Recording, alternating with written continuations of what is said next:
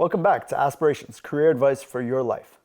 I'm esteemed and joined by my co-host, Myrna Sala, and we're sitting today with another great professional, Dr. Michael Kamel. Dr. Kamel is a doctor of internal medicine who is knowledgeable about what it takes to get into the field of medicine as a physician. We're very excited to have him on today. Let's get into it. Thanks for being here. Thanks for having me. Yeah, I think medicine first kind of came into my mind as a kid. You know, I know that sounds a little generic and corny, but I think growing up in Egypt or, visiting Egypt in the summer, you kind of see a lot of the health inequity that exists. You know, you see people who are poor, who don't have access to the same resources we have here in the States. And it kind of just stimulates this urge to do something about it, to be the change. So, me being Coptic American, trying to be that change, trying to close that gap in equity and deliver it to my patients here, I think was kind of what started it all. That's kind of what built that desire from deep down within. And then, as I progressed throughout my schooling and everything, I was exposed to a lot of the science classes. I was drawn to science, and I just always wanted to understand how things worked. So I remember learning, how does a human body work? Like, what makes us us? What makes our cells, what makes us fight disease processes, things like that.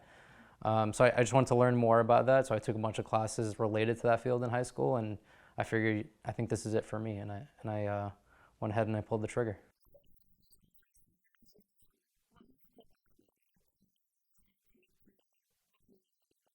Yeah, so to get into medical school, you'd have to finish your high school degree, and then you'd go ahead and you apply for an undergraduate program.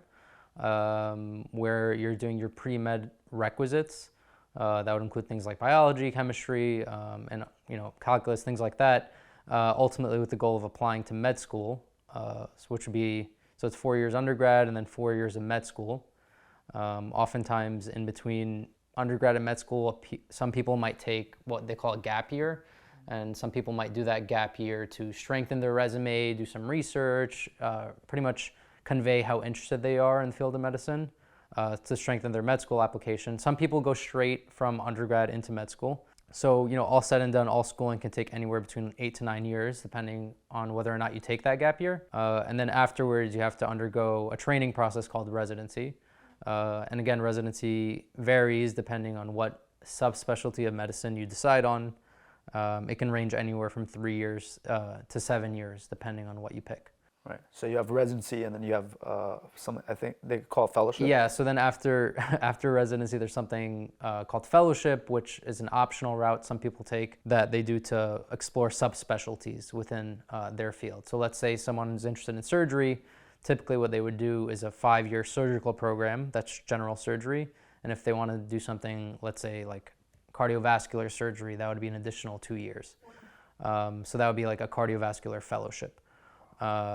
So it is a lot of years. It's definitely a huge time commitment, and you're, pretty much in school and training for the better part of your 20s, and, for most people in their 30s as well. So definitely a lot to be considered when you're considering whether or not it's worth it. Yeah, and so all the schooling taken into account, a lot of our viewers, they're worried about, financing this type of schooling and what that might look like. So can you give kind of like a rough estimate, not a personal estimate, but like a rough estimate on average, what a normal med school or, resident is coming out with in terms of loans? So I don't have the numbers off the top of my head, but from what I've heard from many of my colleagues, it seems like most people are graduating between 150,000 in debt up to, as high as 1 million, that on the extreme end of things. But it seems to average out around like 200 to 300,000, 200 to 400,000 is the typical debt med students have. Because you have to think about it, some people are going to private undergraduate schools, so they're accumulating debt from undergrad while they're in med school. So there's debt growing from both undergrad and med school, which can build up. Yeah, so right now I'm in the second year of my residency training. So I'm 2 years out from med school. I'm in my second year, and I'm doing an internal medicine residency. What internal medicine is, it's pretty much general hospital medicine. What my day-to-day like is kind of unique because I'm in the residency training process, which is a very rigorous time in your training.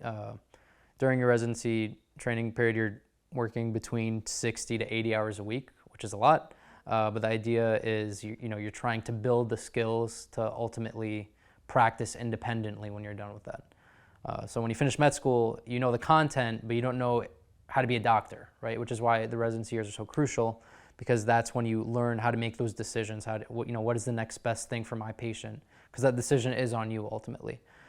So to answer your question, what is my day-to-day like? Typically, at least for the internal medicine world, I get in around 7 in the morning. I check on my patients, things that happened overnight.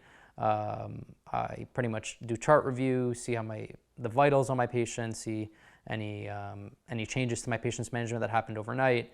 Check on them in the morning. I'll do that for about 2 hours or so, and then we undergo something called rounds, which is when you discuss with the attending. Attending is pretty much a supervising physician who's in charge of the team. You discuss the plan for the day with the attending physician. That takes another couple hours or so. And then I'll just spend the rest of my day taking care of tasks that are, my patient-related tasks, whether that be doing procedures in the afternoon, reaching out to consultants, responding to family members, updating the families, so on and so forth. So kind of just doing the day-to-day tasks that keep my patients in the hospital and ultimately try to get them out of the hospital when they're ready. Yeah, so we split our time between our hospital rotations and our outpatient clinic rotations, which is where I'm coming from today. Clinic rotations are a little bit more easygoing. You have patients who are generally less sick because they're well enough to walk into a clinic, which obviously is not the case in the hospital. So it's patients coming in, for their annual physical, coming in for follow-up visits, and health maintenance things. The idea is with clinic, you want to keep them out of the hospital, so you want to keep them as healthy as possible as they are. So typically, I'm seeing anywhere between 6 to 10 patients a day in clinic. You're spending about 30 minutes to 45 minutes with each patient, kind of just doing health maintenance things. Yeah. Do you think that, especially in the field of medicine, do you feel like you have to be passionate about the job or the career? Do you feel like it has to be a calling? I hear that a lot, especially when it comes to medicine. What do you think about that? Yeah, it's a loaded question. On one end, in Egyptian culture especially, there's always this pressure to go into medicine. That's not something that I have to say. But this idea that you need a calling, I don't know if you necessarily need to be a calling itself, but I do think there needs to be a deep interest in this field, because as I said in previous questions, there is a huge commitment that comes with medicine that isn't necessarily the case in other fields. Just in terms of finances, you're willing to go, $100, $200, $300, $400,000 in debt. You're willing to trade, as I said, 10 to 12 years of your life doing that training and the schooling, and you have to be willing to put in the hours. We're working 60 to 80 hours here during residency. So I think if someone is truly considering medicine as a career option, I think there does need to be a deep level of interest. I don't want to say it has to be a calling, because at the end of the day, there are many people in medicine who have interests outside of medicine, and that's totally fine. And then there's other people who it is their calling, and medicine is all they eat, sleep, and breathe, and those are the people that are changing medicine and giving us like all the new research developments that we need. But I think everyone is different. My general advice to anyone interested is that, before you pick this route, make sure you really like it, because like I said, it does come with a lot of sacrifice.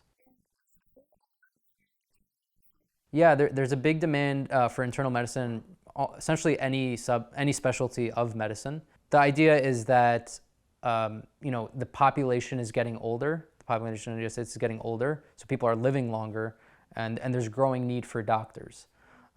This is especially true in areas outside of New York, where you have one doctor every 100 miles.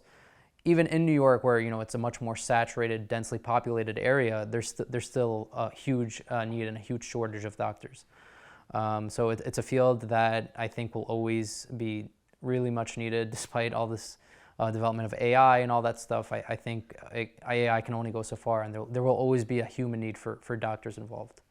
So there's definitely a big demand there. No, absolutely. I see AI as more of like a supplement, potentially to be an aid for you guys as opposed to like replace specifically doctors.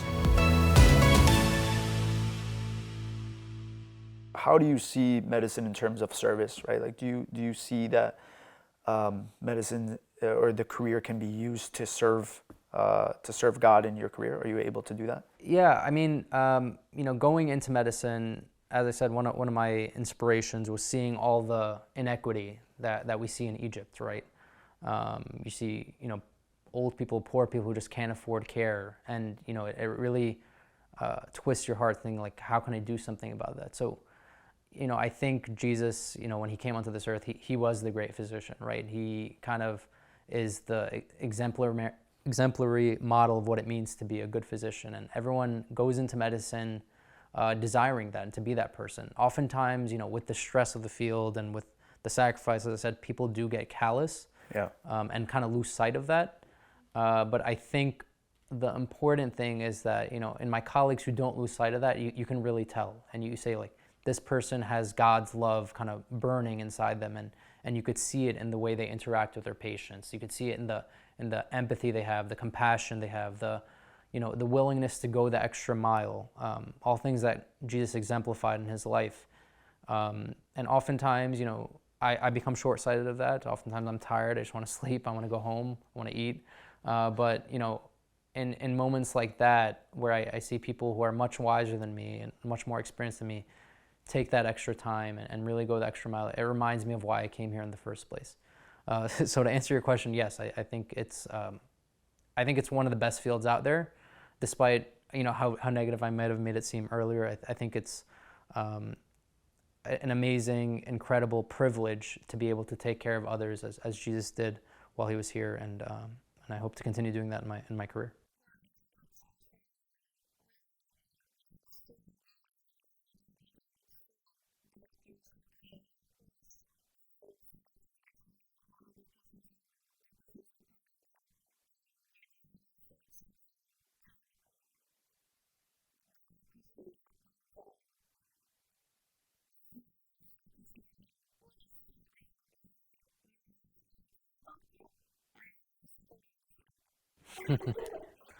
Oh, well, I dislike never being home, and always being tired. But I love I love the opportunity to admit that there's so much more that I need to know, and this idea that you can never know everything in medicine. That there's always so much more to know. There's always ways to improve your skill set. There's always ways to improve your knowledge set. And that's really what keeps me going too. This idea that you're always a learner in medicine, no matter how far you are in your career. That's awesome. I did not expect that answer. That was really cool. What is it's a really important question. Everybody probably watching needs to know this. What's the expected salary for some just I guess a typical doctor, and then specifically internal medicine? What's that look like? Yeah, another great question. I will preface this answer by saying, a lot of people might be under the assumption doctors are millionaires, doctors are rich, they're the top 1%. I will preface that by saying that if you are going into medicine, and this again might be very generic, corny advice, if you're going into money for the medicine, please do not do it. As I said, you are sacrificing your 20s and the better half of your 30s in this field. And in my opinion, again, just my opinion, time is a lot more valuable than money. So if you're willing to do just the sheer amount of time it takes to be making your full earning potential, it does take a lot of time. So now I'll actually answer your question. Right after graduation, in your residency and fellowship training period, you're making a reduced salary. That typically in New York, that is about $70,000 to $80,000. Which sounds decent, but as I said, you're working 80 hours a week.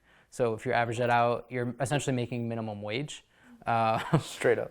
Yeah. So, and that salary can last, as I said, anywhere between 3 to 7 years, depending on which path you take, which specialty you choose to pursue.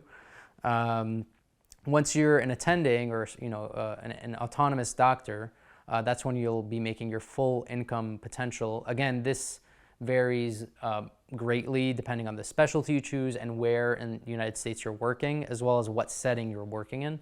So I'll tell you, in my specialty of internal medicine, typical salary here in New York can start between like 200 to 250.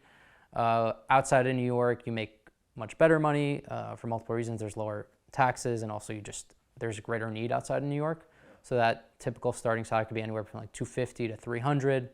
That's for general internal medicine. For subspecialists, you're making here in New York maybe between 300 to 350, and then outside of New York, probably more than that. Which again sounds like big numbers, but when you take into account the number of years it takes to reach your income potential, the amount of debt that you've accumulated, it's really not worth it. And there's a lot more lucrative and money-making fields out there.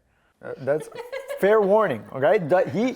You can never say he lied to you, all right? He's telling you the straight up truth. If you want to be a doctor because you love it, feel free. You have a calling, you want to do it, no problem. But make sure you know why you're getting into it. Thanks for being honest. Of course. Do you have any other questions? No, I'm good.